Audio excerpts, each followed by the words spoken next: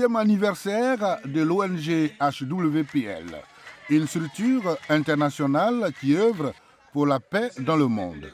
Bokanda, ville partenaire de cette ONG internationale, n'est pas en marge de cette célébration. Le ministre de la Réconciliation et de la Cohésion nationale, Kwadjo Konabertin, a participé à la célébration initiée par les responsables de la structure de Côte d'Ivoire avec la collaboration des autorités municipales de Bokanda. Une cérémonie marquée par des messages en faveur de la consolidation de la paix et la cohésion sociale dans la localité.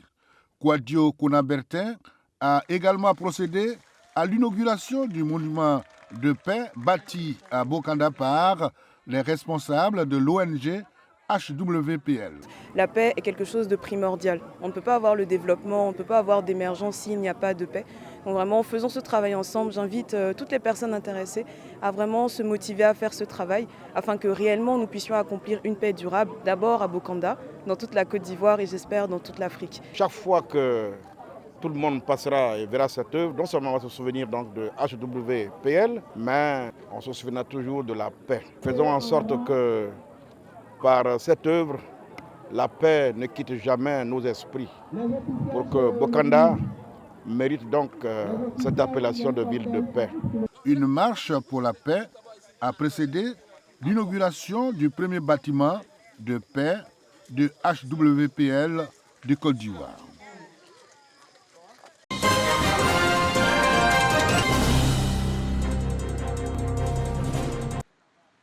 Le lycée Djibo Sounkalo a 60 ans d'existence.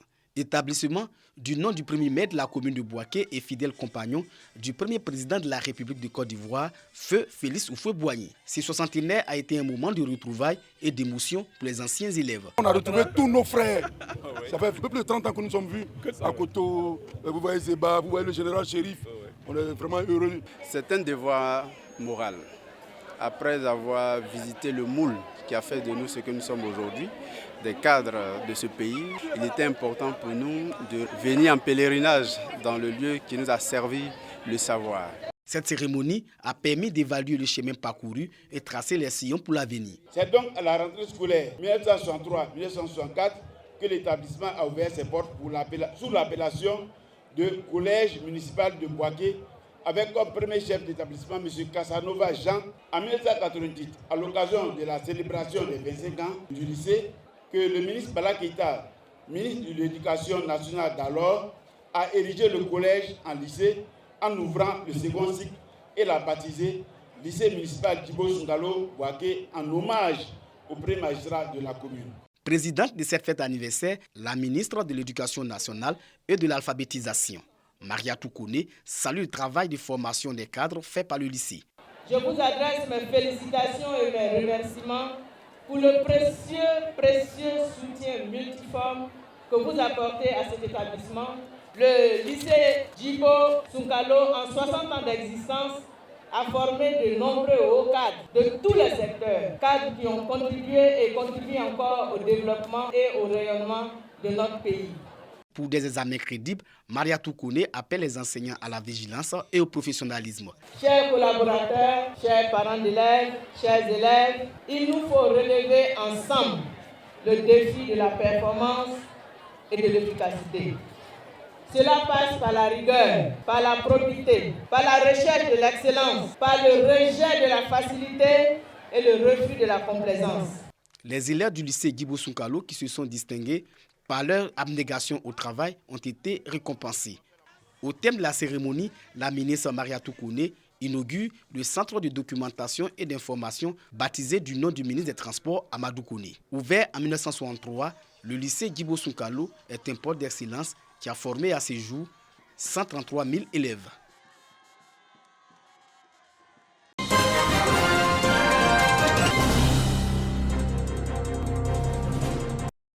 Le projet de construction de l'unité de transformation de manioc de l'Association des femmes battantes de Saint-Fra rentre dans sa phase active avec la collecte de fonds pour le début des travaux. Le ministre de la Promotion de la Bonne Gouvernance, Epiphane Zoro Bibalo, les élus et cadres, ainsi que de nombreux invités ont participé à un dîner gala. un dîner meublé de vente aux enchères et de tombola. D'un coût global de 225 millions de francs CFA, l'unité de transformation de manioc vise à contribuer à l'autonomisation des femmes de Saint-Infra. Chers donateurs, c'est grâce à votre engagement financier que nous pourrons réaliser notre rêve commun, la construction de l'usine de transformation de manioc. Une entreprise qui favorisera l'autonomisation des femmes et des jeunes de notre communauté, tout en contribuant à la croissance économique de notre région.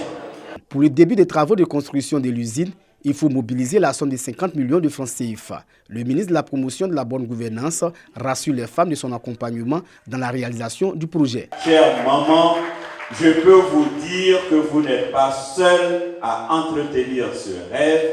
Nous allons l'entretenir ensemble, nous allons frapper à toutes les portes, nous allons entrer là où il faut entrer pour valoriser votre ouvrage pour que cette usine puisse voir le jour d'ici la fin de l'année.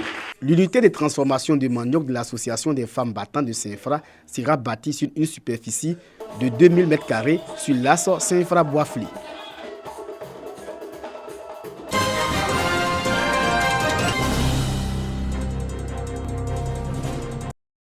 Mettre en œuvre la doctrine de la police de proximité dans le district autonome de la vallée du Bandama pour lutter efficacement contre les infractions ordinaires, la criminalité transnationale organisée et l'extrême violent.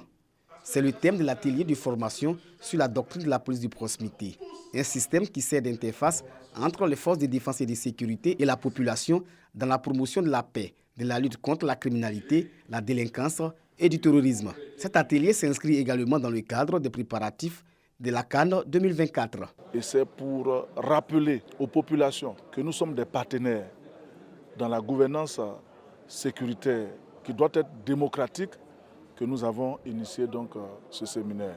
Le ministre de l'Intérieur et de la Sécurité souhaite faire en sorte que le partenariat entre les forces de sécurité et les populations soit une réalité vivante. Nous félicitons nos autorités pour que cette ville-là, qui est connue sous le V Baoulé, reste toujours la colonne vertébrale de ces beaux pays.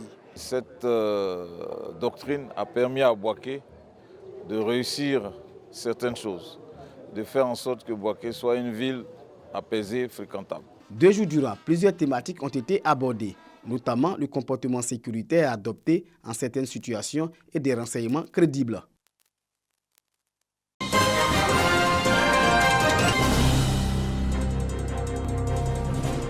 Ngoïnou, village de la sous-préfecture de Timélecro dans le département de Mbato, poursuit sa marche vers le progrès. La localité va s'enrichir de nouvelles infrastructures. Ce sont notamment 3 écoles primaires et 50 logements pour les enseignants et le personnel de son centre de santé.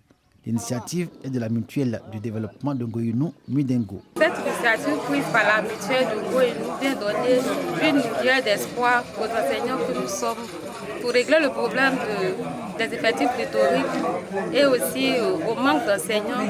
La cérémonie de ce jour revêt pour nous un caractère à la fois important et historique parce que c'est la première fois que notre mutuelle va procéder à un lancement du projet de développement. La mutuelle de développement de Ngoïnou a dévoilé aux populations l'ensemble de ses projets pour cette année 2023 en faveur du développement du village. Celles-ci y prennent une part active en ce qu'elles constituent des parties prenantes à toutes les phases de leur mise en œuvre jusqu'à leur suivi et évaluation. Entre la Mudengo et les populations, des relations saines et franches qui permettent à Ngoïnou de maîtriser la problématique de son développement avec forte implication des femmes et des jeunes. J'encourage tous les cadres, tous les enfants de Ngoïnou à se mettre ensemble afin de contribuer à la mise en œuvre effective de ces projets que je vois là, qui vont aider le village à rayonner davantage. Le sous-préfet de Timélecro exhorte la mutuelle du développement de Ngoïnou à poursuivre ses efforts et les filles et cadres de ce village à l'union.